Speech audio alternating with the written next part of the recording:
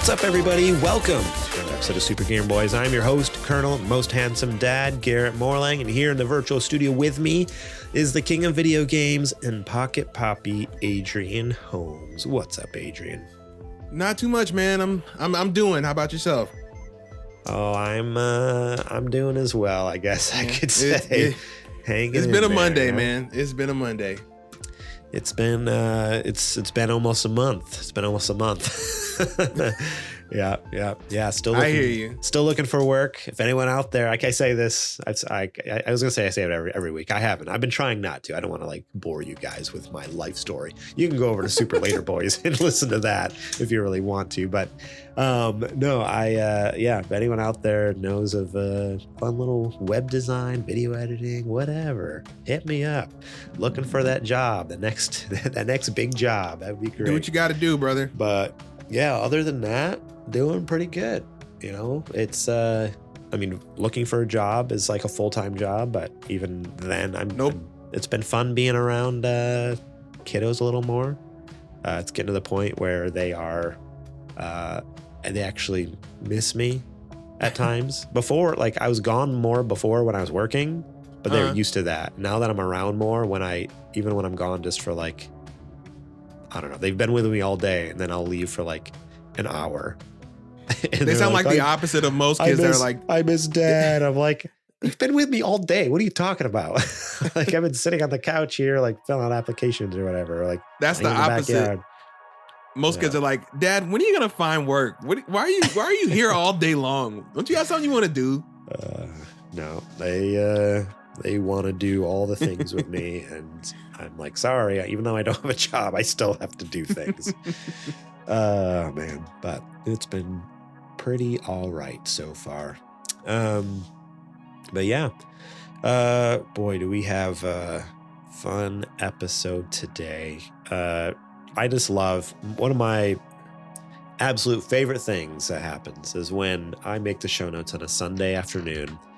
And then here we go. What did you do this time? And then mere like hours later, not even, I think it was like barely an hour later, the news comes out. Totally blows my one article out of the water. Got to change it up. You got to be kidding me. Okay. Making more work for me. I had my show notes done and I had to go in and change it, fix it because freaking people are just like changing things so quickly, just in a weekend, you know? I know what you're driving at. It's for the better. It's for the better, though. Because today we're going to be talking about the PlayStation versus Helldivers saga.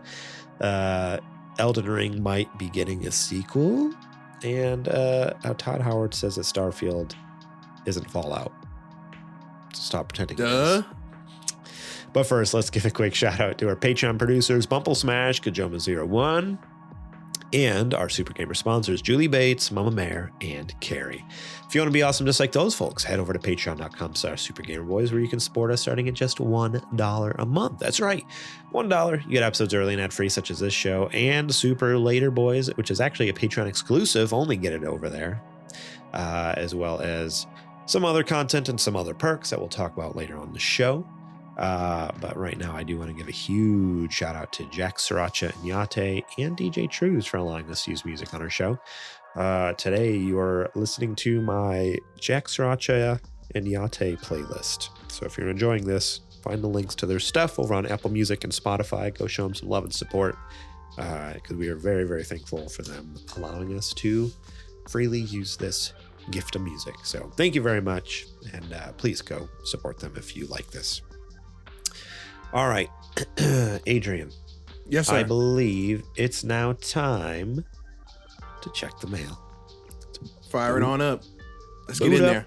The old Super Gamer Bot. Yo, boys. How are my two favorite jabronis? You ready for some questions? What? What did you... Jabronis, eh? What did you call me?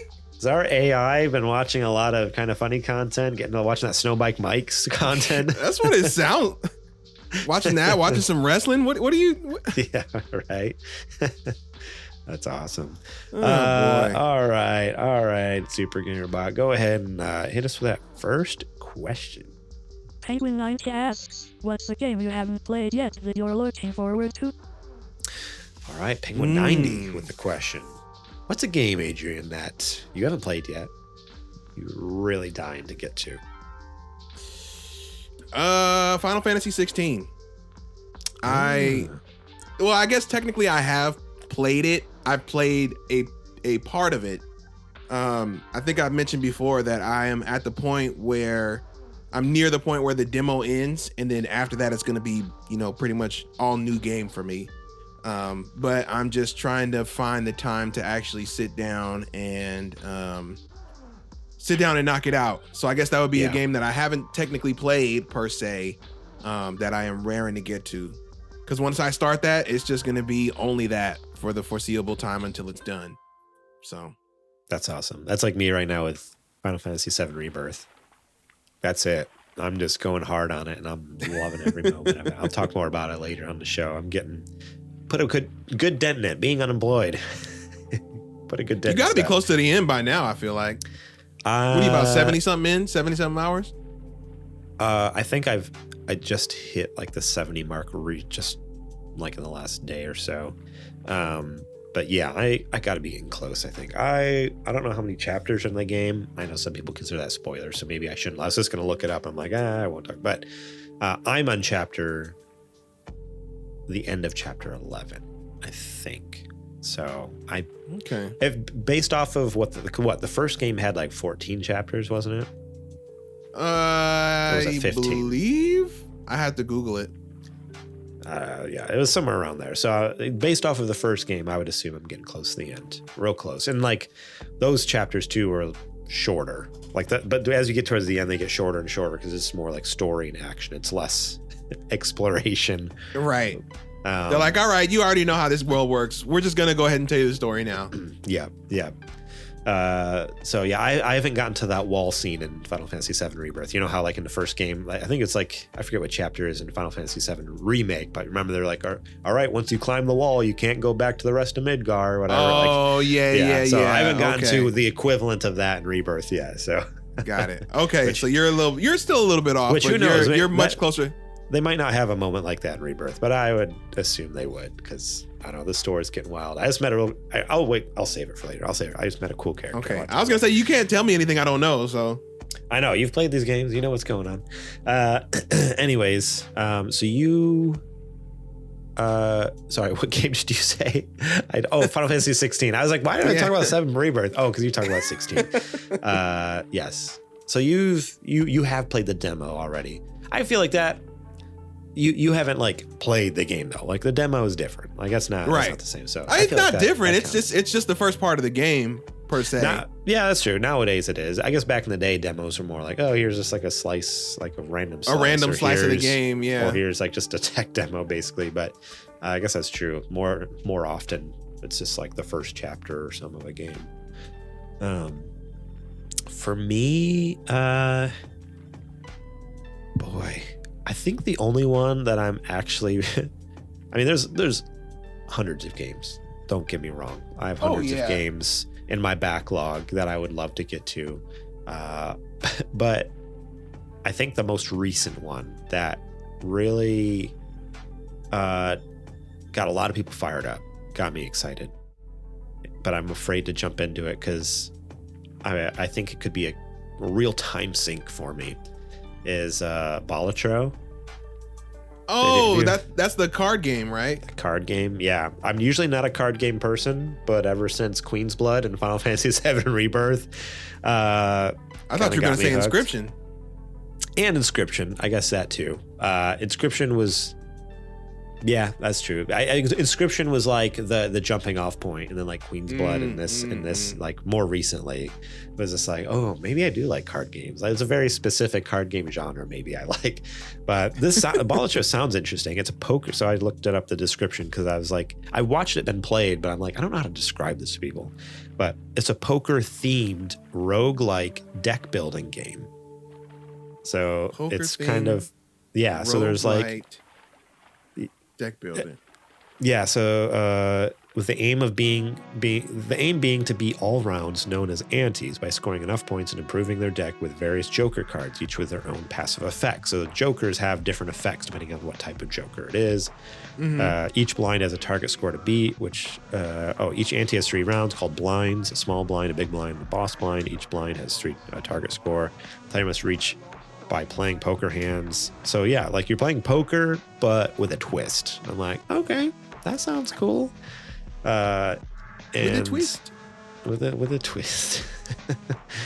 So yeah, that's probably the one I'm most excited to try out. It's on everything, right? Let me see. PlayStation, Switch, Windows, Xbox, and Mac. So there you go. The whole on Mac, you say? It's even on Mac, yeah. So even you can play it, Adrian. Somebody's got some common sense, huh? It's made by Local Funk. Have you heard of them before? I'm trying to. This must be like New Kids on the Scene. Yeah, I don't know. I can't find. They don't even have a Wikipedia page. It's interesting. I wonder what else they will they've soon. made. They're gonna have to if this game is as popular as it's been on the internet. Yeah, right. No, I think Bala chose like their first game. At least that's what I'm seeing on the internet. Crazy. It's a good one from what I hear. Hey, more power to them. All right. Any other games you want to mention, or are you ready for the next question? That I haven't played that I want to play. I mean, like you said, aside from the hundreds of ones that already. I know. I was trying to think of like more recent games that like I've been in the Final Fantasy hole for so long that there's all these games I feel like are passing me by, and I'm like, oh, quick, no, I gotta play before they disappear. They'll come. Look, that fear of missing out is real. It's strong. It's very strong. Yeah. I just got the first Dragon's Dogma the other day, and I think that's going to be pretty interesting because I heard Dragon's Dogma 2 was really good. Yeah, people are loving the second one. I watched some gameplay of it. And I'm like, I don't know if this is for me. It's a little too.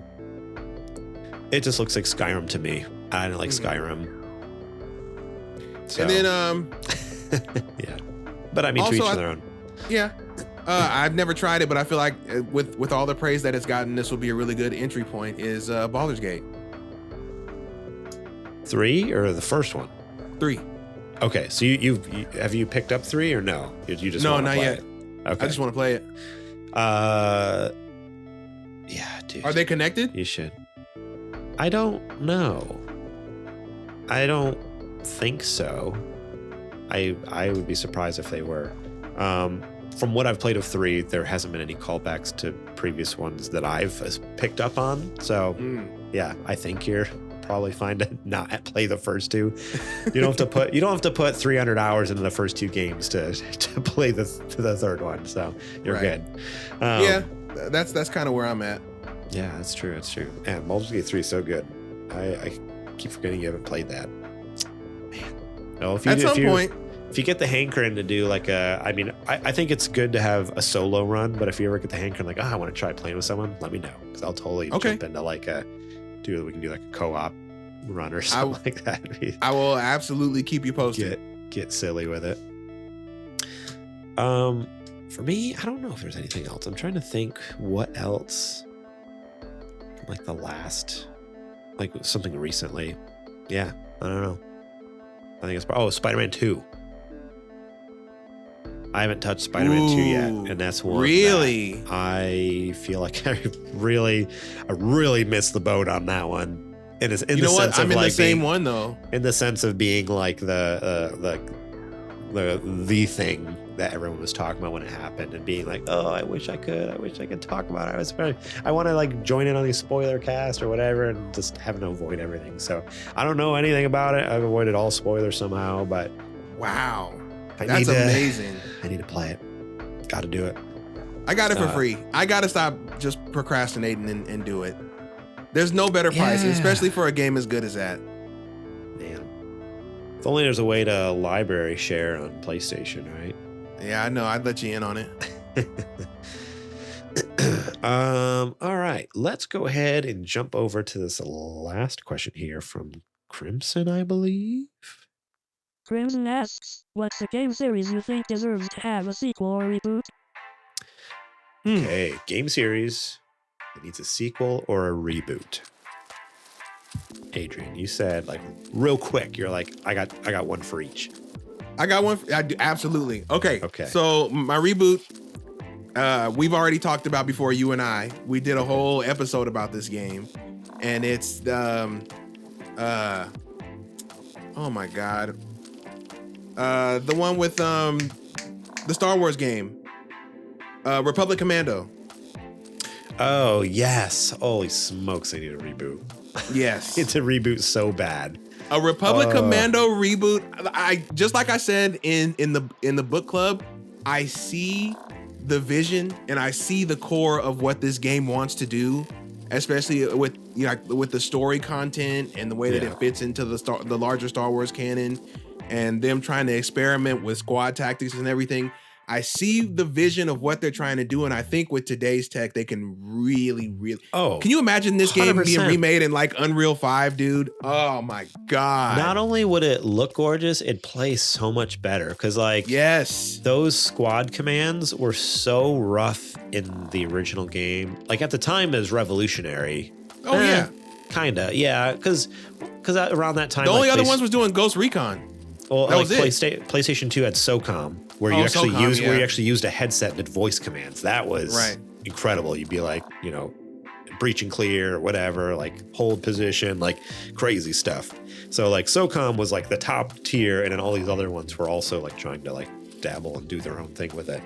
But with today's technology, like and how smart the AI and NPCs can be, like, oh man, like imagine just way more intuitive controls with commanding your unit, like more akin to like basically what I think of the most recent game I played with like a squad controls was Ghost Recon Wildlands. Came out on PS4.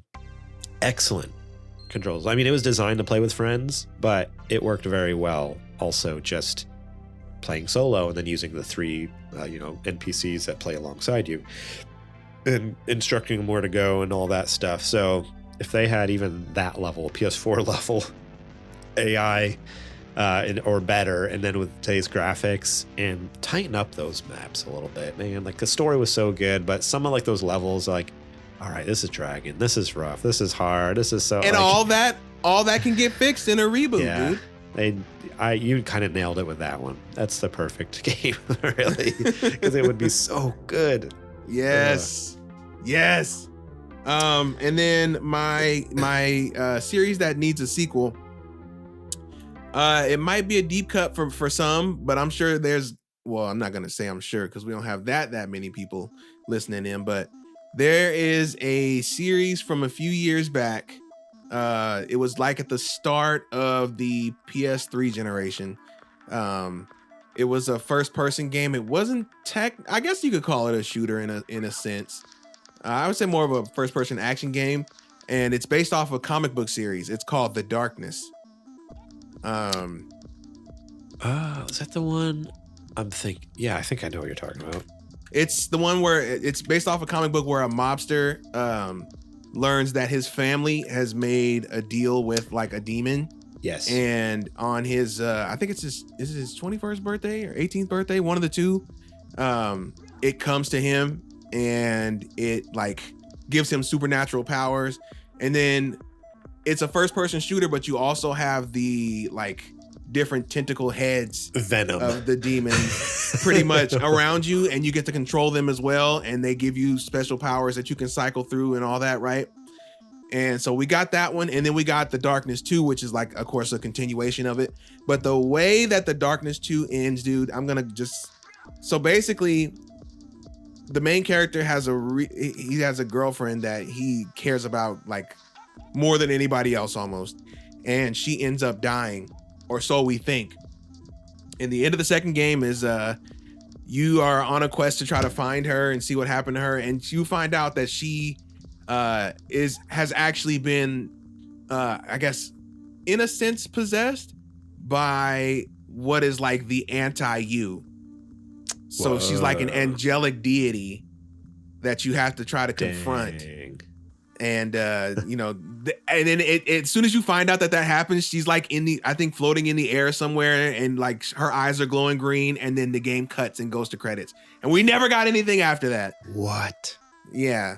So I definitely think we could use another one of those. I feel like I played like a little bit of this and like recently, like in the last like couple of years. Like I think it popped up on maybe when they added like the when they revamped the PlayStation collection or whatever, like all the games on there. I think this is one of them. I'm like, why not? I heard some good things about it.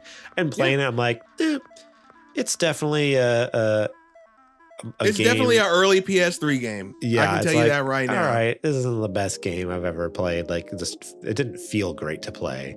No, but it was an interesting premise. Yeah, the story seems super interesting. So, man, yeah, that sounds like it's perfect for a sequel because yes, I mean, that cliffhanger. It's been like 10 plus years at this point. It's not gonna happen, but never say never. If I would, right, if I won the lottery, I'm gonna figure it out. How do I fund it? What do I have to do? They were published by 2K, so that's the problem right there. Developed by Starbreeze. What else has Starbreeze been doing? They haven't done. I don't think they've done anything in a while. Oh, interesting. So Starbreeze did the first one. Yeah. It doesn't say who did the second one though. It must have been a different studio did the second one. Starbreeze did Payday 3. Wah, wah. Oh, well. Well, should have did the Darkness 3. Right. I wonder like what happened to like who made the second one. That's interesting. For me, I picked kind of a silly one, but I just couldn't really think of anything else in the moment. Usually I think more ahead of time for an answer, but this one I was like, you know what? Let's just go with this. There's this game that I had originally played a Pizza Hut demo version of. You remember the Pizza Hut demos? Of course I remember the Pizza Hut demos. So PlayStation 1, Pizza Hut demo, and it probably, I don't remember exactly what was on the disc, but it was probably a Tomb Raider, probably had like a Parappa the Rapper on there, probably a Jet Moto, something like that. I knew you were going to do this. And then right next to it, no, I don't think you know what I'm about to say. I would be shocked if you knew what I'm about to say. There was this game that in my brain as a child, I had no context at all what was going on.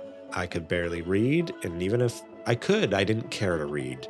Because it was like text. There was nothing explaining the story, no video. It was just kind of like text popped up and the game started.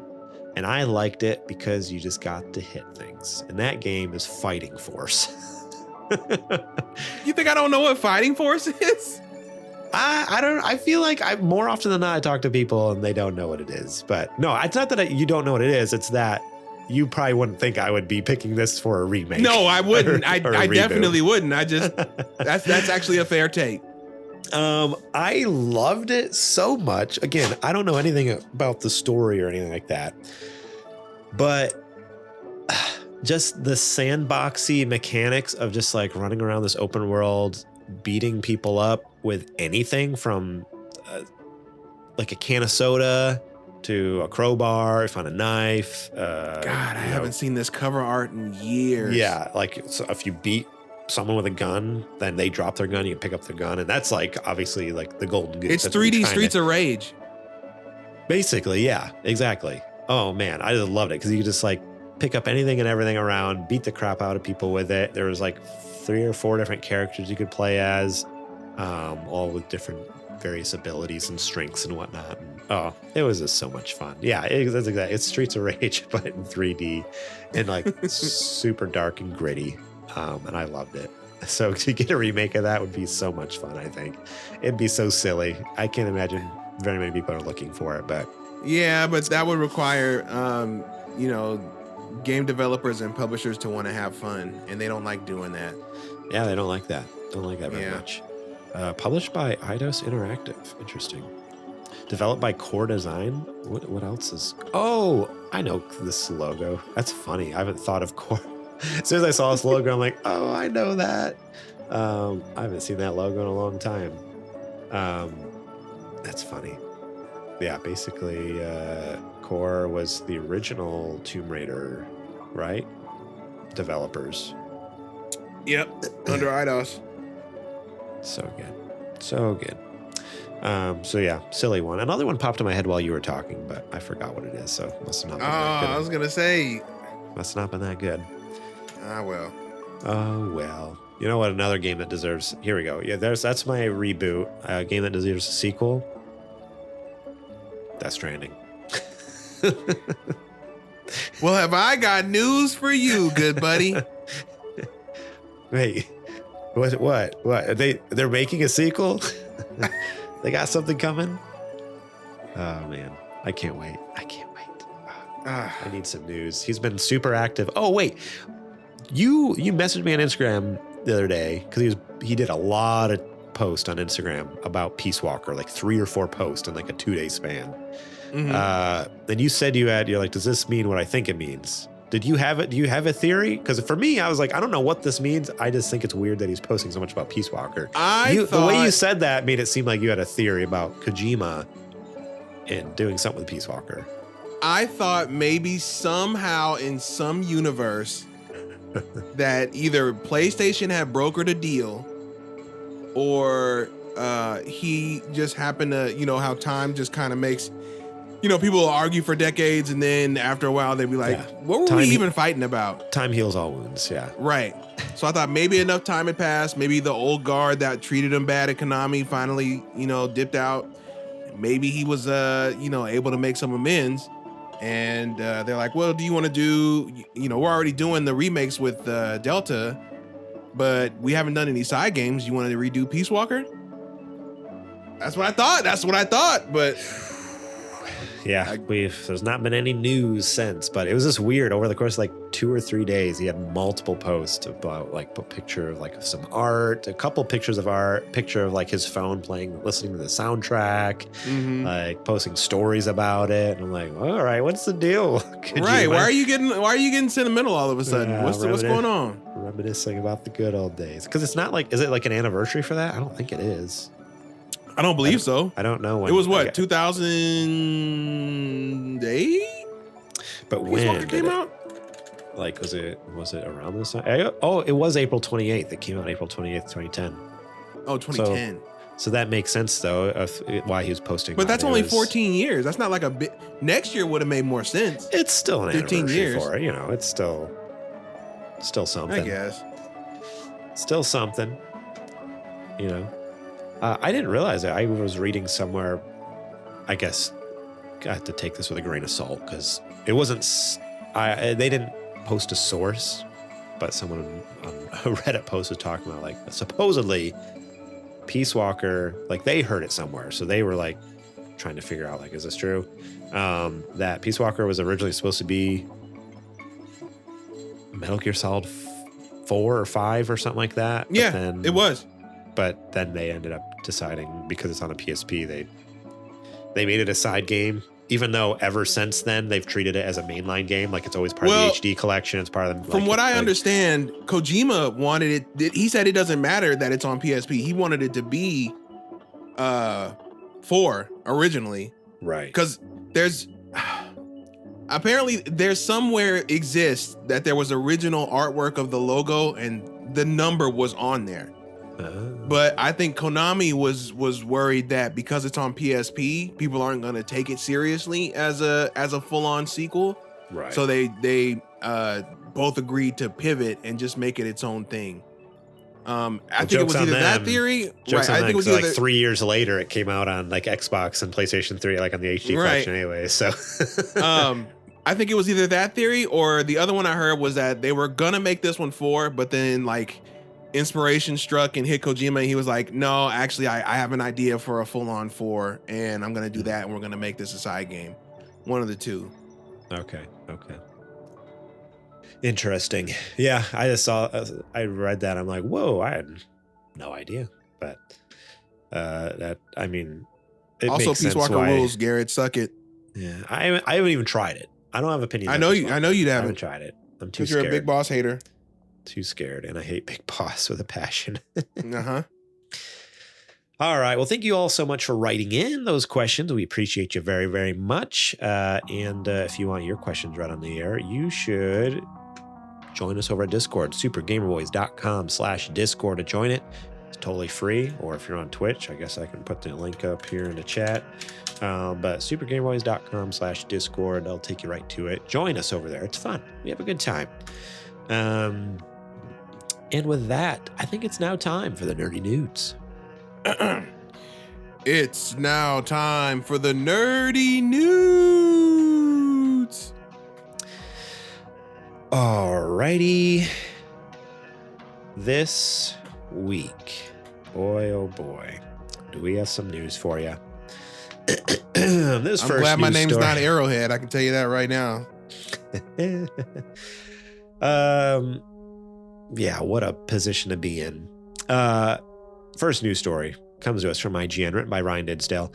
Helldivers 2 boss impressed by players' willpower in reversing PlayStation Network requirement. Context, which I'm sure we'll get to in this article, but last week it was announced PlayStation was going to implement mandatory PlayStation Network account linking in Helldivers 2, so you had to sign in your PlayStation Network account, whether you're playing on PlayStation or on PC. PC players lost their minds. You would have thought that it was the start of World War III, because holy smokes, like the amount of just chaos that ensued on social media platforms and Reddit and everywhere. Steam, they just review bombed it on Steam. It went from like obliterated, like some of like the highest review ratings ever to like the lowest, just destroyed it. Absolutely crazy. And over the course of a weekend, PlayStation realized, even the CEO from Arrowhead was just kind of like, hey, we don't care either way. We want to do whatever makes you happy, but it's not our decision. Like, don't kind of like, don't come after us. It's not our decision. It wasn't me. It was not my idea. Yeah, if we had the choice, we'd side with you guys, but we can't. It's above us. It's PlayStation. Well, the creative director of Helldivers 2 has said he's impressed by the willpower of fans after their feedback caused Sony to reverse its decision regarding the PlayStation Network accounts being required by all players. In a post on Twitter, Helldivers 2 creative director and CEO of developer Arrowhead Game Studios, Johan Pilstead, thanked Sony for quickly and effectively addressing the community's concern and suggested this sort of feedback loop should be the new standard for live service games. Should it? Firstly, I'm impressed by the willpower of the Helldivers 2 community and your ability to collaborate, Pilstead said. Secondly, I want to thank our partners and friends at PlayStation for quickly and effectively making the decision to leave PSN linking optional. We together want to set a new standard for what a live service game is and how developers and community can support each other to create the best game experiences. PlayStation announced it had canceled its plans to force a PSN account on even PC players after the community shared its frustration online. There was more than that's sharing. One word for it. That's one word for it. That's one word. In what's essentially been the first piece of bad press for the cooperative sci-fi shooter. The entire saga barely lasted 3 days, but it was enough to swing Helldivers 2 Steam reviews down to mixed after being mostly positive for its first 3 months on the market, with most of its recent reviews being mostly negative. The uptick has begun again following the reversed PSN plans, however, with many fans sharing a familiar message of the game online. Democracy has prevailed, wrote one Steam user. Major order complete. We dive together or not at all, said another. All right. Take it easy, you dorks. Good grief. A Reddit post revealing Sony's backtrack has more than 72,000 likes too, with over 5,000 comments from players celebrating the change. Threat eliminated. Congrats for all Helldivers, wrote JV_TBZ. They're just going to ride this into the ground, bro. Wait, they really listened? Asked Pixelblock 2077. Companies don't usually do that. Guess Democracy actually did win this one. All right. Others encouraged those who left negative reviews to change them back and try to see the whole fiasco as a good thing instead of bad. Reminder that this whole thing was like a 2-day affair over the weekend. It was never implemented in the first place, said Control Worst. That's at least a good turnaround to feedback. Yeah. So literally over the course of 3 days, it went from being just an absolute dumpster fire to we did it for democracy. Right. We've thwarted the evil corporations. For Super Earth, for consumerism. Oh man. Yeah, on one hand, I want to say what an overreaction by PC players. I'm going to say it. They're going to hate me for it. What an overreaction. You're willing to make a Ubisoft account, your GOG account, your Steam account, your Epic account, your a Rockstar launcher account, your Green Man Origin Gaming account, your Origin, or now it's EA. What did you say? Green Man Gaming. Green Man Gaming, your like Amazon Games launcher. Like, I could barely count them all on my two hands how many launchers you have accounts for. And then PlayStation's like, hey, do you mind making one more? No big deal, right? You already have like 30 of them. Are you kidding me? I don't own a PlayStation. Why would I have a PlayStation account if I don't have a PlayStation? That's what it is. And I will not be associated with these console plebs. Absolutely not. That's what it is. Tell the truth. Why are you kidding? You have an account for for Xbox, for everything else. But for PlayStation, like, they're like, nah, you can't over my cold, dead corpse. If you make me make a PlayStation account, I will literally end it all. I will crash out right now. That's exactly how the response was. So I just want to say, hey, you guys are a bunch I will blow my PC up right now if you make me make a PlayStation account. Try me. I'm going to say it. You guys are a bunch of babies that need to just go like, I don't know. Go sit down. Calm down. It's okay. Go take a nap, all right? But anyways, you won, and that's great. I'm not going to say I'm not happy that this happened. Like, I guess what's cool about it from my perspective is obviously having the option is great. I'm glad that. Like, people should be allowed to have the option. This is a pro-consumer choice. I want to say that. But agreed. You all still overreacted a little bit. A little bit. And on top of that too, it's a good decision, and it was incredible to see that Sony responded to this in just 2-3 days. That's crazy. I just feel like I think the head of the studio, he's on to something that he hopes this sets a precedent for things going forward. But what I would hope is that more like official ways of communicating would be put in place. So it's not just every time people are pissed off, so they just review bomb something till they get what they want. Like, let's make it a little more organized, a little more reasonable, so that way people don't have to go like throwing Molotov cocktails and pee bombs on the Steam page. I don't know. Like, it got a little out of control out there. It was a full-on riot. Everyone needs to chill. I don't know what's happening right now. I am flying to Japan, and I'm going to make good on my threats, PlayStation, if you make me make an account.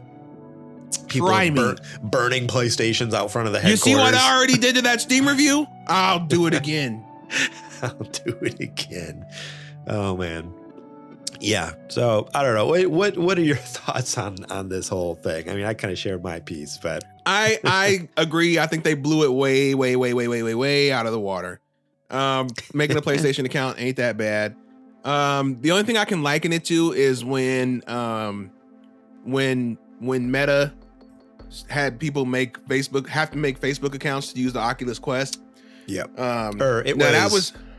You had to make a Meta account to have an Oculus Quest, because before that it was. Oh no, you're right. Yeah, it was. Well, because it was owned. I guess it was owned by Oculus before. So it was after they bought Oculus, it was like, oh, you can't use your Oculus account now. You have to move it to a Meta /Facebook, and people are like, what? The reason I understand, and I think that anger is justified in the Meta situation, is because Oculus said that you would not need, or Facebook said that you would not need, one of the two said you would not need any other account than your Oculus account to operate a Quest product. And they just literally did a 180 and said, actually, you're going to have to get a Facebook account. Just kidding. And people were absolutely upset, which I'm like, that's warranted. They literally, there's documentation saying that they weren't going to do that, and they did it. Yeah. And they pulled the rug out from under people after they spent hundreds of dollars on the device. But this here, there's no cost to sign up for a PlayStation account. No cost. And technically, according to another article I read, this has been the plan from the beginning. It was one of those things that was like in the fine print somewhere, or if you read it, they all along they've been saying that it was only there's a grace period before they were implementing PlayStation Network. But no one reads the terms of service. No one reads the fine print. So no one knew that. And then when it happens, they're like, what? No, you never told us. It's like, well, it was there. No one just paid attention. Right. This has been like, this has been the plan all along. This actually isn't a grand reveal or a surprise like you all think it is. Like, this has been known from a known quantity from the beginning, but no one knew because no one cares to read those. No one cared. Yeah, absolutely wild. But good on them, I guess, for, on both sides, I guess, for getting stuff done. I don't know. If only there's a more organized way to do it than just like, hey, let's just ruin the Arrowhead's entire weekend. How about that? Yeah. This is carpet bomb their whole operation they got going on over there. Oh man, absolutely wild. All right. Well, with that, let's move on to this next news story. This next news story comes to us from, where does it come from? Games Radar, written by Hiren Cryer. I'm gonna go with that. Elden Ring will only get one DLC in Shadow of the Erdtree, but From Software isn't ruling out a full sequel for the RPG. Elden Ring's Shadow of the Erdtree DLC will be the RPG's only expansion, but developer From Software isn't ruling out other full games in the lands between.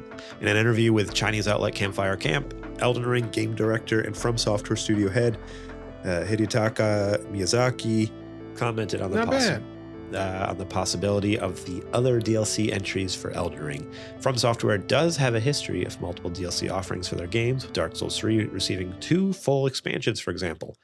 However, Miyazaki says that Shadow of the Erdtree will be the first and last Elden Ring DLC. The 2022 game won't be receiving any further DLC after Shadow of the Erdtree launches next month on June 21st. So this next journey into the lands between might well be the final story From Software tells in the Elden Ring world, for now at least. That's because Miyazaki isn't ruling out another full Elden Ring game. The director says that From Software's style of making and developing games naturally leaves the door open to another game set within Elden Ring's world, although Miyazaki obviously stops short of confirming that there definitely would be another Elden Ring game. Curiously, Elden Ring publisher Bandai Namco previously stated back in 2022 that Elden Ring would be the start of a franchise beyond the game itself. It's now been well over 2 years since that comment. We're no closer to learning how or when From Software might expand on Elden Ring's world and other media. Elden Ring anime when? That would go so hard. Ooh. That would go so hard. Oh, hold on. I'm just thinking about it now. Sorry, you got to keep going. A report previously claimed that From Software is gearing up for multiple new projects following the success of both Armored Core 6 and Elden Ring. And if that's true, it paints a positive future for the developer.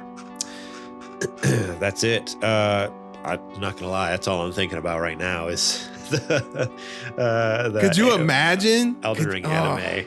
That'd be very good.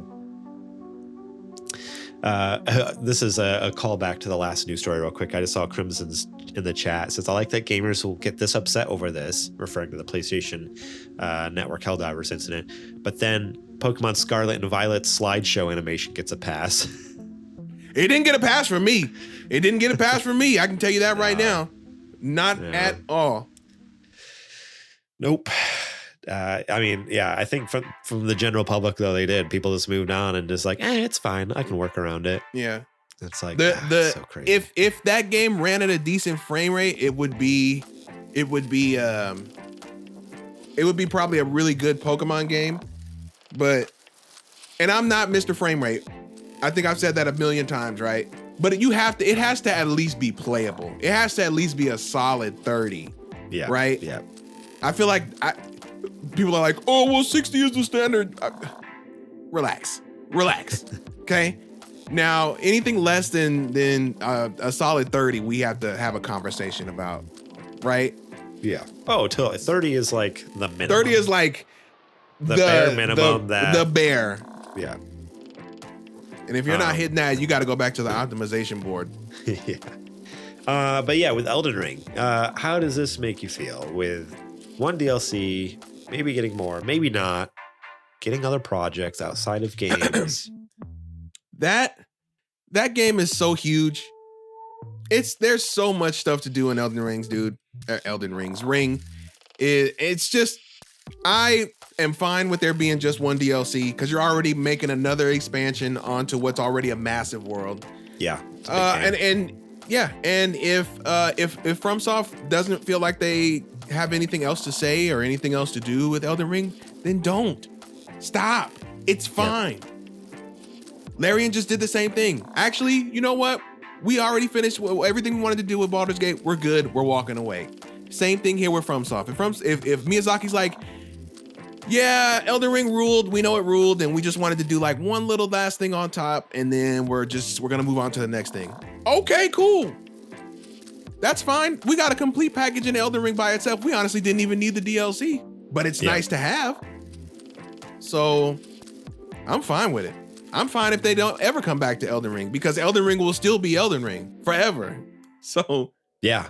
And it's so I've never played any of the Dark Souls games, but none of them are like as big of an open world, right? Or even open world at all. It's more linear. This is the first one that's massive, like more on the linear side. So even already, just with this game, you're getting so much more content than any of their other products they've ever put out. And the fact that we're even getting DLC is kind of incredible. Crazy. Really, you think about it. Like, it's such a huge world, such a huge game, so much to do. We're getting DLC. I mean, I'm happy with that. I put quite a few hours in Elden Ring and didn't come close to beating it. Because it's so incredibly difficult, and I'm so bad at games, but I love my time in there. Yeah. And again, like, barely scratched the surface. So hearing about this DLC coming out is like, holy smokes, like, there's so much content. There's so much content in the base game. Like, I barely touched. Like, and even then, like, I loved like all the like little nooks and crannies I hid stuff in that could easily be missed. So this is I think this is all very much a good thing. I don't have anything negative to say about this. I know some people could find something to get upset about, but in my opinion, the last thing we want is, I don't know, the more they put out product wise, in like a beloved IP like that, every time they put something out, it's another chance for them to screw it up. You know, like Elden Ring was so perfect in this DLC. No way, dude. This is the one. This is one of few studios that I would absolutely bet money on they're gonna nail this. Just based on their track record. Yeah, and that's what I'm saying. Like, I think putting out the DLC, they'll be good. But what I'm saying is, like, for them to keep making DLC or to have like a million sequels, like every time any developer does that, it's always a chance to mess up. So I'm fine with them quitting while they're ahead. This is great. Like, they've left a good taste in my mouth, and it's extremely replayable, based off of the size of the world. And I can play my character completely different too. I can do whatever the heck I want with my character. So I think this is a good thing too. I wish more studios would do that. Just be like, hey, we made this and we know it rules. Stay tuned for our next thing, because it ain't going to be anything like this. Yeah. You know? And not that they ever can't, you know, they can never come back to do something, but that's what makes it even sweeter. Like, I think of like these serialized, like, oh, every year getting a new game. It's like, all right, it gets boring after a while. But when it's like, oh shoot, it's been 5-6 years and now we're getting a sequel, it's like, Elden Ring is back. What? That's like, that's how you want to feel about it. Yeah, totally, that's how you want to feel about it. Like seeing Armored Core 6 when that got announced, I lost my mind. We were like live streaming the Summer Game Fest, and I'm like, are you kidding me right now? What? Or was it the Game Awards? I don't remember which one they showed a trailer at, but like, that was insane. Like, it was the last thing on our minds, and so good. So that's a good feeling to have, you know, as much as it's fun to have stuff in an IP you love, it's also fun to be surprised, both with the announcement and reveal, and then when the game comes out, it's actually good, you know. It's not just like, oh, we get this, you know, every 11 to 12 months you get a new game. It's like, oh, right, okay, same old. Thank you. Thanks, Assassin's Creed and Call of Duty. Sports games. Sports ball. All right, well, let's move on to this last news story. This is a interesting one. Last news story here from Hope Bellingham, also from Games Radar. Todd Howard says Starfield criticism is perfectly understandable, as the RPG is a different experience to Bethesda's other games, but not everyone agrees. Todd Howard says Starfield's criticism is perfectly understandable, as the RPG is a different experience to Bethesda's other games. In an interview with Kinda Funny Games, Howard discusses what the studio learned from Starfield and its mixed response from fans. When asked how he and the rest of the team felt about Starfield's initial reception, Howard said, "On the review side, we've been through this, so it's not new to us." He continues, "What's new is it's a new IP, so you know that we're going to be doing some things differently than we've done before. Obviously, we had people who loved the game, both on the review side, and people who liked it less." The developer then touches on Starfield's average review score, which currently sits at 83 on Metacritic. "Look, that's great. I don't want to ever be in a world where that's not a great place to be in terms of critical reception, particularly in a year where there are so many amazing games out," he explains. Were there? I'm trying to think of 20. Yeah, no, it was a lot. Zelda. Yeah, a lot came out. Yeah, that's true. I forgot it was last year. I was thinking it was 2 years ago, and I was thinking like 2022. No, it came out last year, didn't it? Talking about specific complaints players and critics had of Starfield upon release, Howard adds, "We see the feedback. We see a lot of players saying, this is what I want out of a Bethesda game, which is to explore a world in a certain way. And Starfield didn't give me that. I prefer the way it's done in Fallout or Elder Scrolls, and perfectly understandable, right? In terms of, hey, this is a different experience." Howard elaborates, "Knowing that content is going to be different than you've seen from us in the past when you're exploring a landscape, that's some of the trade-offs we'll make to do what we think makes a science fiction game like this, and each of the franchises should be kind of its own thing." Unfortunately, not everyone agrees with Howard on this. Responding to PC Gamer Story, Twitter users didn't hold back from sharing their opinions on Starfield. "Somehow, I don't think that was the reason," one user shared. Narrator, "It wasn't." Another jokes, "I haven't played Starfield, but these seem close to the opposite of the complaints I've seen about it," says someone else. Elsewhere in the same interview, Todd Howard says Fallout New Vegas is a very, very important game to us, and it's hard to canonize for the TV show. So important you couldn't even make it yourself, but okay, go ahead. Yeah, right. So yeah, overall, basically, Todd Howard says, "Oh, your criticism is perfectly understandable, but you're wrong. You know, the reason Starfield isn't like Fallout and Skyrim is because Starfield isn't Fallout or Skyrim." And it's like, well, no. Which is what we want, but we also want it to be good. Right. I don't want this to be Fallout. I don't want this to be Elder Scrolls. I want this to be its own thing, but I want it to be good, and it wasn't. Yeah, his whole thing was like, oh, yeah, the reason he thinks people don't like the game is because it's not Fallout and Skyrim. It's like, no, it's boring. The reason I don't like Starfield is because it's boring, and it has like a lot of weird quality of life issues that need to be fixed with fast travel.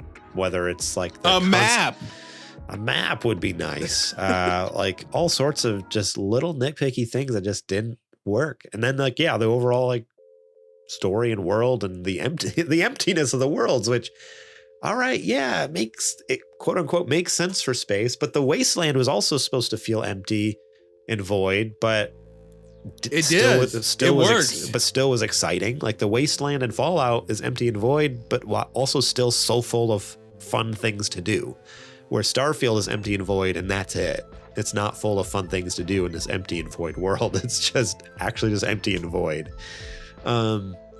I don't know. You can share your thoughts, but overall, I just feel like it's very like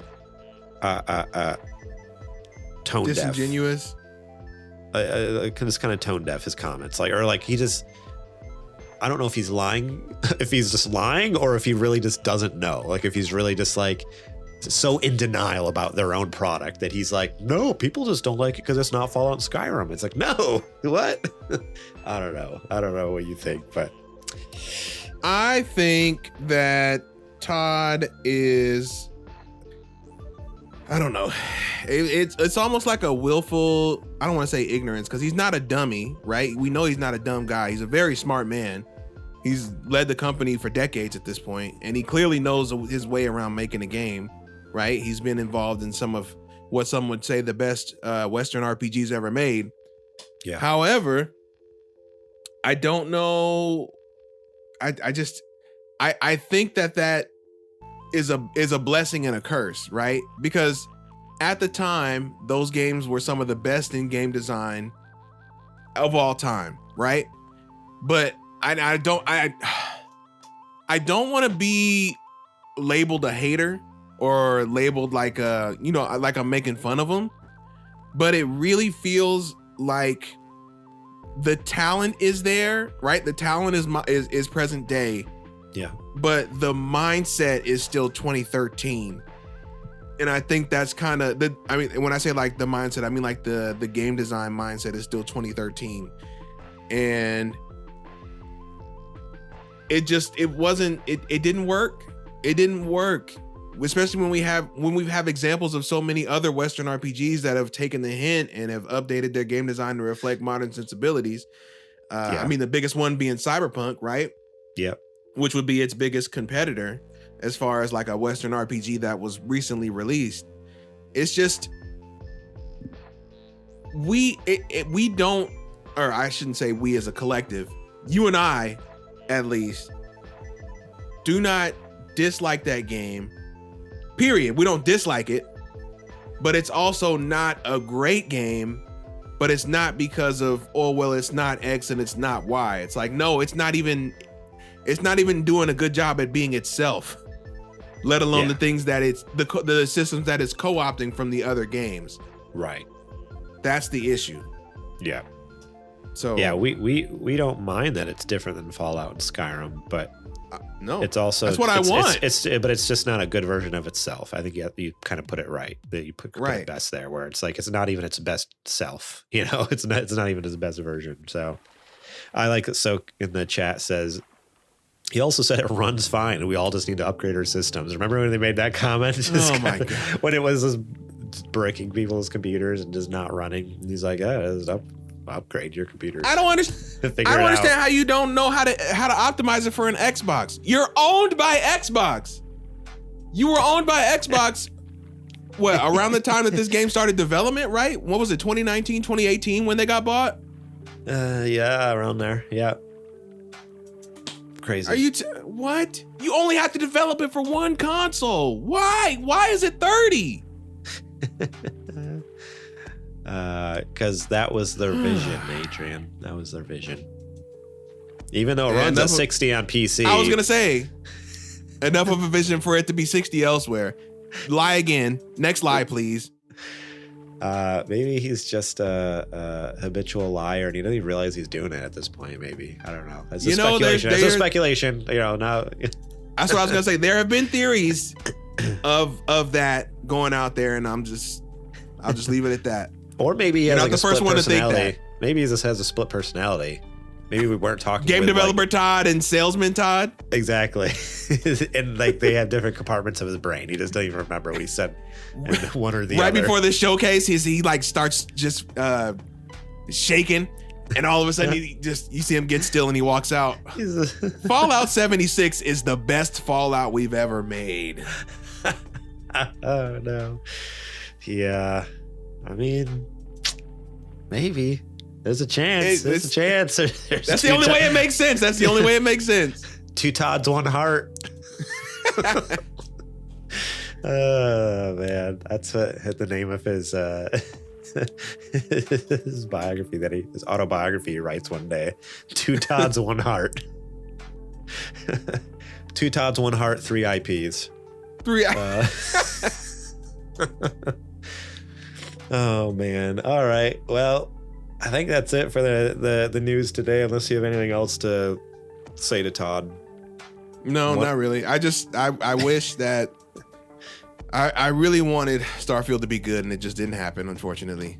Yeah, just be honest with us, For Todd. me. Just be honest with us, Todd. You know?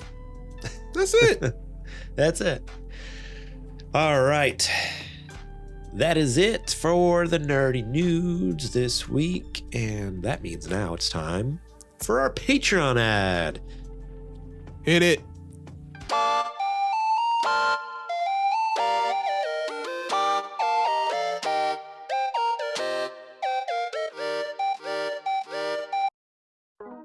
This is the part of the show where I tell you to go over to patreon.com/supergamerboys, support us over there, starting at just $1 a month. That's right, $1 gets you episodes early and ad-free, such as this show, and also ad-free versions of Super Gamer Book Club. It gets you Patreon exclusive access to shows you can only get on Patreon, like Super Later Boys and Super Gamer Book Club Season 1. Excuse me. This is why you don't drink a LaCroix right before you do an ad read, because I can barely breathe right now. You can also support us starting at the $5 level. You get those previous perks, and you get the show notes early ahead of time before the show that we do on Monday night recording. So on Sunday afternoon, you will get those show notes. You'll know exactly. I'm not doing good, guys. I'm dying over here, apparently. I was sick on Thursday, and so I'm still recovering. You get the show notes early, though, so you know exactly what we're going to be talking about, and you can leave your own questions, comments, concerns right on the doc. If you have your own thoughts on the news stories, if you want to talk about what you've been playing, go ahead and support us at $5 a month level. You get access to those show notes and leave all of that there. Get your voice heard here on the show. Then the next tier up, the Patreon, no, not Patreon. It's a Super Gamer sponsor, $10 a month. You can support us there, get those previous perks, and a shout out at the top of each and every episode. We love our sponsors. Couldn't do it without them or with anyone, really. It's all of you guys. It's one big cohesive homunculus over there of supporters. We appreciate you. It's horrible. You can also support us at the top dog tier, Patreon producer, $15 a month. And you get episodes early and ad free. You get the show notes. You get the shout outs. You get the Patreon exclusive shows, and you get to pitch us a show segment, and we'll give it the old college try. So if you really love what we do, want to help us make bigger, better, cooler things, think about supporting us at $15 a month. We'd appreciate it. Heck, you could have your own show segment even. You know, we'll give it the old college try. We vet all the segments. That is our little disclaimer. This is a little star, the little asterisk at the bottom. All segments will be vetted and made sure they are A-okay. But if everything checks out, we could have a lot of fun. So think about supporting us over there. Patreon.com/SuperGamerBoys. We'd love to have you. It's a good time. Yeah, we'd love to keep making you some cool content. You can also support us over at sgbstore.com, where you can get some sweet merch. We got t-shirts, we got sweatshirts, we got coffee mugs, we got hats, we got stickers. Check it out. We got a lot of fun stuff over there. So that's another way you can support us. If you can't support us regularly on Patreon, think about buying some merch. And not only does that help financially support us, but shows the world that you are a Super Gamer fan. We appreciate it. And, you know, it's an easy way to share some gifts with friends. Buy them a coffee mug. Everyone needs a coffee mug. Whether they're drinking coffee or tea, hot cocoa, orange juice. I don't care what you put in there. It's a good gift. Coming up, Mother's Day is coming up. Buy your mom a new sweatshirt from us. It's getting chilly out there, you know. Summer's coming. It's getting cold. Adrian's like, this is so off the rails. I need to shut this down. Wrap it up. I'm getting the wrap up sign. This is like the Game Awards all over again. You can also subscribe on Twitch, which I believe someone just did, if I can believe my ears. That is correct. Soak7 Plays just subscribed with his Prime subscription. What is that, you ask?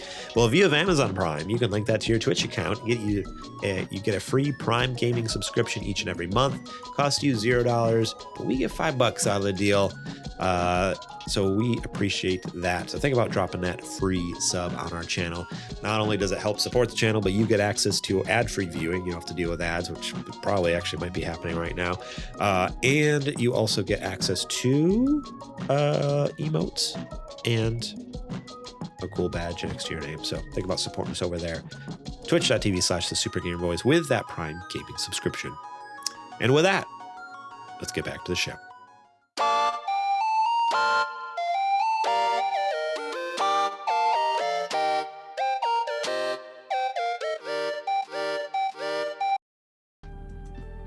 All right, Adrian. Yes, It's sir. now time for me to ask you, Whatcha Playing? Oh my God. Take my headphones off. I was looking away and I was like, oh, he's just going to say, what you playing? And I hear, Whatcha? Coming in with my announcer voice. Coming in hot. I thought you were just dying in the Patreon ad. What happened? I was choking out, dude. Good grief. The LaCroix got me. Ugh. Not a whole lot this week, actually.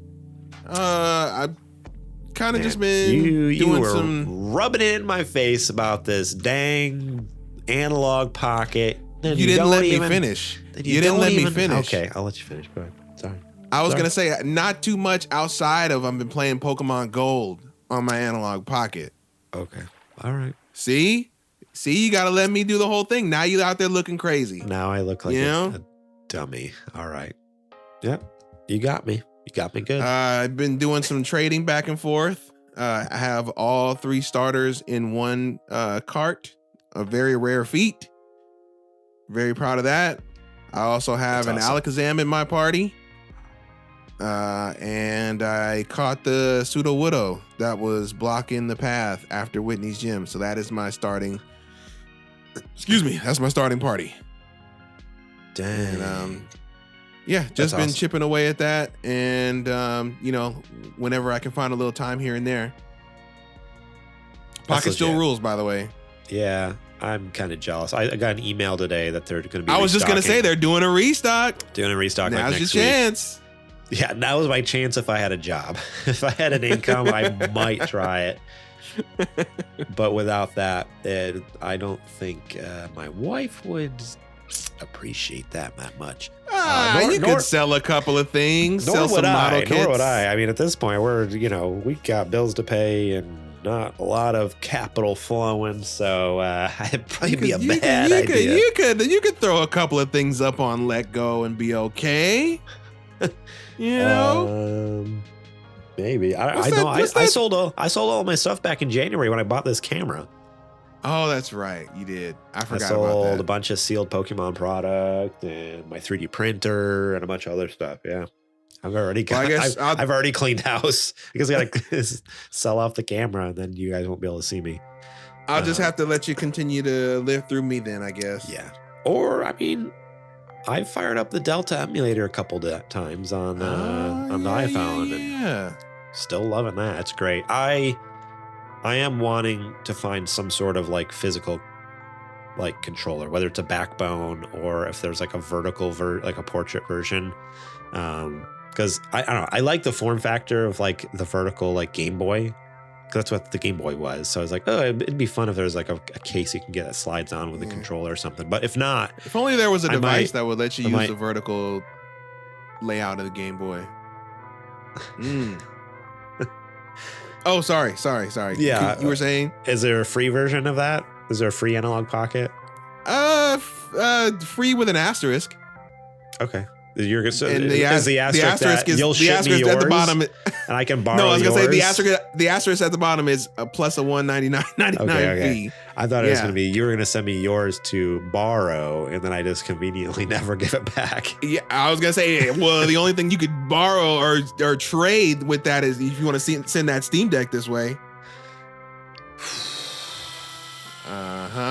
Yeah. Got awful quiet on that other side. That's what I thought. That's what I thought. That's all I play. Seriously, I've played the entirety of Final Fantasy VII Rebirth on my Steam Deck. Really? I didn't know that. I've been streaming the whole thing over they don't have a remote play app on Steam Deck, but there's some janky workaround one that it's not even a workaround. It's like a fan-made server thing that somehow hacked it and gets it to work. I don't know how it works. It's some crazy thing, but it works good. Sorry, were you done with you were talking about your Analog Pocket? I apologize. I'm taking I was just saying Analog Pocket rules. I absolutely love it. I do not regret that purchase at all. I have literally packed up all my other Game Boys and put them away. Put them to rest. Because I rest well. Rest well. I'd rather let this thing get beat up and then have to buy another one down the road versus trying to pay all the money that I would have had to pay to have those repaired. Would have been more than the Analog Pocket is worth. So you might as well just buy another Pocket. Yeah. Because good luck trying to source parts and get somebody who knows how to repair it for cheap. Blue Crimson in the chat says Mother's Day is coming up. I'm sure she'd appreciate a nice, beautiful Analog Pocket. Imagine if I bought my wife an Analog Pocket. She would murder me. Did she have a Game Boy back in the day? No. Okay, I was gonna say because you might be able to run. I think her brothers did, but she didn't really play that much. Okay, I was gonna say because you could have worked that angle. It's like, hey, I know you used to talk about you used to play Game Boy back in the day. This is a Game Boy. You want, No, just throwing that out there. She's not a gamer. I've tried so many times. There's some games she enjoys, like during COVID, she got into Animal Crossing. She was one of those, like, oh wow, this game's great. She's put a lot of hours in Animal Crossing. But otherwise, not so much a gamer. Fair. We gave it a shot. I did. I've tried. I still try. Every once in a while, a game will come out and be like, let's try this one. She's a fiend for Mario Party. She loves good Mario Party. So there's that. At least the one that counts. But does she play Mario Party or does she play Mario Party like we play Mario? Me and you and Eddie, we play Mario Party. Like, do you have to take it easy on her?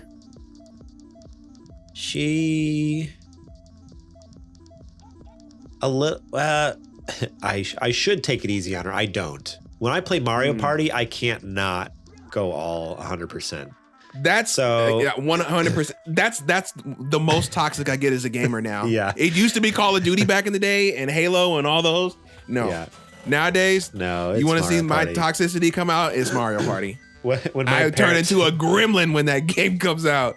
When we visit my parents, they have a Switch and they enjoy Mario Party as well. So like the four of us will be my parents, me and Trudy, and all four of us will play.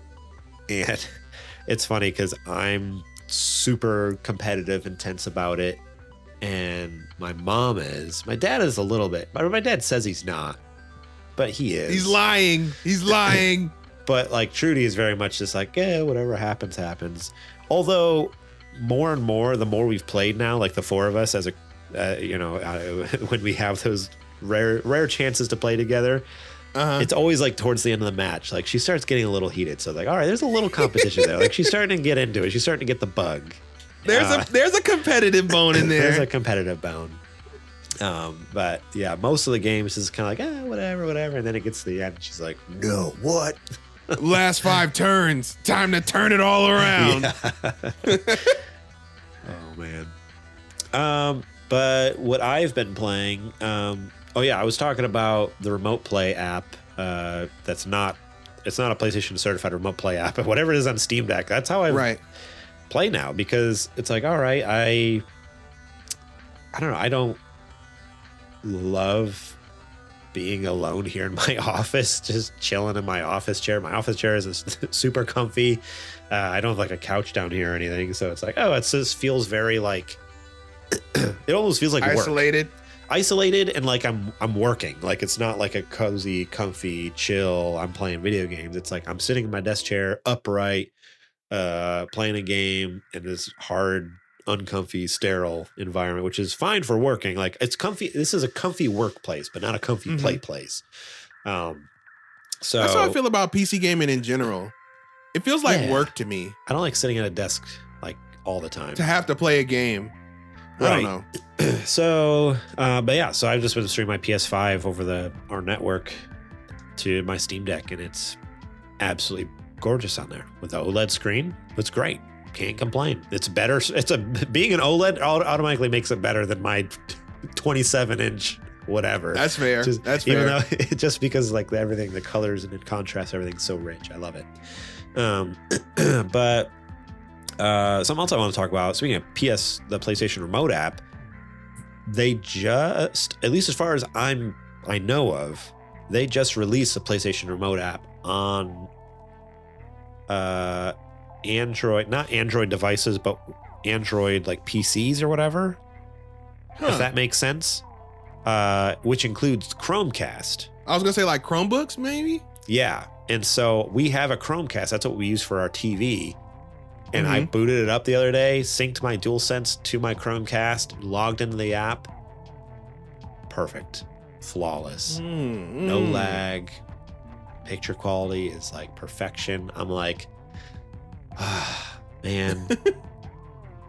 I feel so bad for all those suckers that buy the PlayStation portals because I literally have the portal with my Steam Deck. Or heck, I can go to a hotel and take my Chromecast with me, just plug my Chromecast in and have it on TV now. Like, I don't need a portal because I have both options. I have my Backbone though. I also have a phone. Yeah, app. it's also a free app on the phone. Like, you don't have to buy devices. Use your phone. Like, I don't know. I just always have to put a jab in. That's like my character now is like I'm the Metal Gear fan who's like I'm obsessed with Metal Gear and making fun of PS Portal owners. But yeah, I just want to shout that out there. So if you have a PlayStation and maybe it's down in your living room and you're up in your upstairs bedroom and you have a TV in there with a Chromecast, well, you can play it from bed. You don't have to bring the console up. Just it's amazing. It's technology is great. But anyways, Final Fantasy VII Rebirth. That's the game I've been playing. I'm at the end of chapter 11, I think. I just met a character who that doesn't tell me anything. I immediately was like, why is this character just now getting introduced? Now that I'm getting close to the end of the game. Because I feel it must be Cait Sith. No, Cait Sith's I'm not a fan of Cait Sith. He's been introduced for You're a while. not a fan of Cait Sith. He's fine. He's all right. He's kind of annoying. Oh, wait. Okay, never mind. Never mind. Wait, let me stop. You don't know Cait Sith yet. Okay, I'm gonna stop. Here's some minor spoilers for Final Fantasy Rebirth or Made, whatever. If you don't want to hear anything, I guess tune ahead to like five minutes. I don't think I'll be talking that long, but who knows what I'm going to say in the next 5 minutes. Cait Sith gets introduced, chapter 7 or 8. Golden Saucer. That's what it's called, right? And it was like, okay, he's a cutesy kind of silly character, whatever. And then he kind of stayed with us, and he kind of like, okay, haha, he talks funny. And again, he's a cute little cat, whatever. And he's helped us now, but up until now, like even up until just the most recent thing that's happened, it's like, well, he's an employee of Shinra. Why do we trust this dude? And even Barrett's just like, I don't trust him. Like he works for Shinra. What's he doing around here? But then obviously on the mission we just did, he was able to hack into one of the Shinra terminals and get us the information for a temple or a Cetra temple or whatever. But up until now, I've been indifferent to him. I didn't hate him. He's just like, oh, okay, whatever. He's funny to listen to and talk to, and he's just such a so different from the rest of the cast. Like, it's very like intense and serious, and he's just like, whoa, goofy, silly, whatever. But then I had to play through a section as him. They force you. There's a section of the game where you are Cait Sith, and it has got to be the worst part of the game so far. I've been loving this. I told you this last week. This game has been incredible. I've loved every part of it. As soon as I had to play as Cait Sith, I'm like, this sucks so bad. Please, I want to be anyone else right now. I'd be freaking, I don't know, Red right now. Red's great. I'd be Aerith. I'd be anyone. Tifa, Barrett, name it. Yuffie. Have you met Vincent yet? So that's the character I was just going to say. That's the character I actually was going to say that I met, that I was immediately like, so, but here's the thing. and maybe this is different from the original, I don't know, but basically he pops out of a coffin. I'm like, I'm in. Vampire?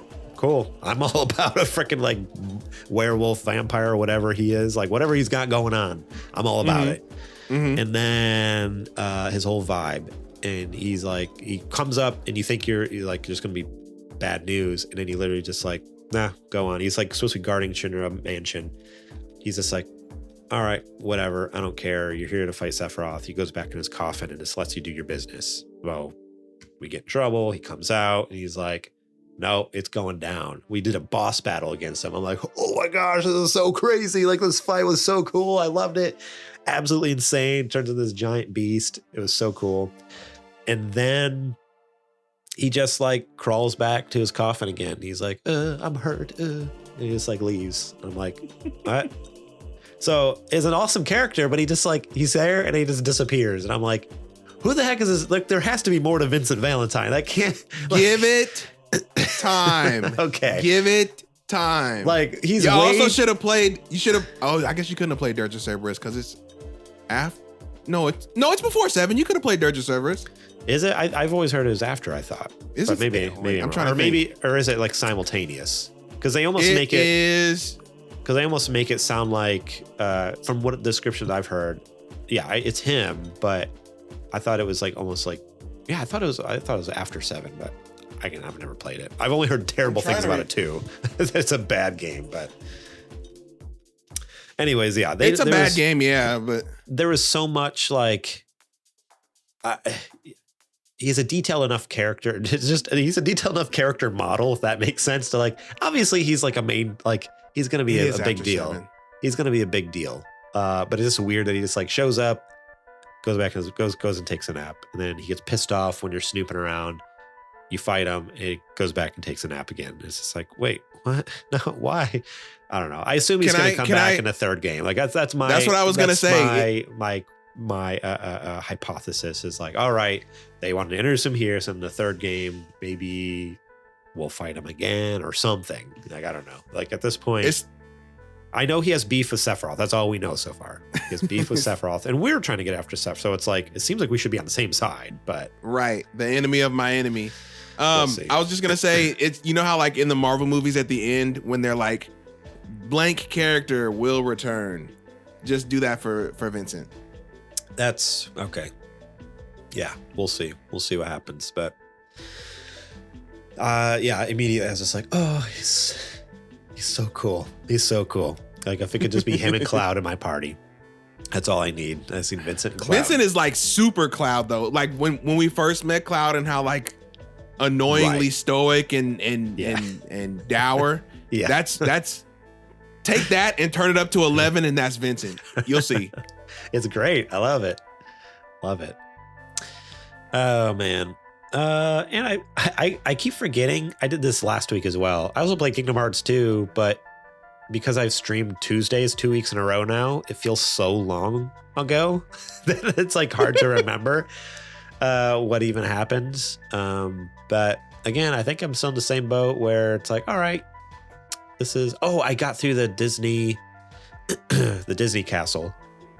Ah, okay. And I'm in the old timey world or whatever. Oh, that's what happened. You don't like that one? No, I love that one. Here's what happened though.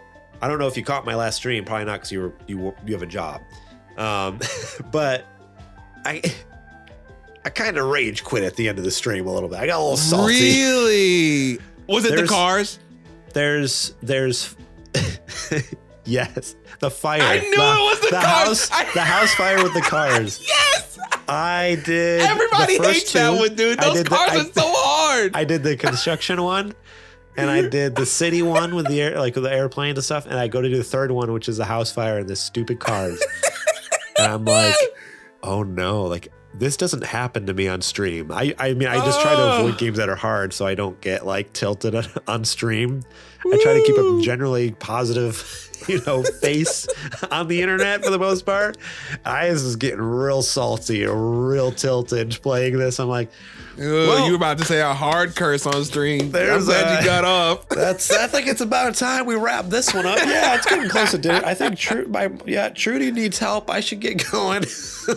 Let's raid some. Let's get out of here before something bad happens on stream here. That was funny. Yeah. Oh, I knew exactly what you were gonna say. I am tempted to either. I'm debating in my head. Do I look up how to beat it? Yeah. Do I look up how to beat it and then do it on stream, or do I just beat it off stream and then continue on like nothing ever happened? Just beat it off stream. Okay. Because it's gonna take you a few tries to do it anyway. I've already done so many tries. I've done so many tries. I don't know what to do. It's pissing me off so bad. I was getting furious. I'm mad. I missed that, dude. That's a rite of passage stumbling block in that game. I was just like, I kept saying like one more time. And it's like, nope. Okay, this is it. We're done. Yeah, I'm mad. I missed it. Not great. So, yeah, but the plan this week is I'll be streaming Thursday. Adrian will be back on his Tuesday slot, so you'll be able to catch more Kingdom Hearts 2 Thursday. Hopefully, not that part. I'll have to look up how to beat that because I'm lost. I don't know what I'm doing wrong. I get so close, and then I'll just. That's the other thing. I keep losing. I'm not dying. It just says you lost. It's just over. But there's like a meter in the corner. I don't understand what that meter means or what it does. There's like a meter growing over here, and then I'm being attacked by cars. So sometimes I lost by dying. Sometimes I lost just by being a loser. Apparently, it just. I'll sucks. tell you. You should probably just look it up how to beat it. I won't tell you because just in case you don't want me to tell you, but you should probably look it up. I do want to know, but I'll just look it up so that way I'll just spare the listeners here. Yeah, Kingdom Hearts 2. It was like I was having a grand time. I was loving it. I'm like, heck yeah! Like this, like being in like the old is it Steamboat Willie? Is that what it's called? Or, yeah, so being in like that old Steamboat Willie world, like the black and white, like hand drawn, even like the audio like changed as well, like the audio quality. I'm like, they put like audio effects on the voice and everything to make it sound old timey. I was in love with it. And then I did that and I'm like, nope. This is unfortunately heavily tainted this world. I might be done with this world. Move on. Oh, man.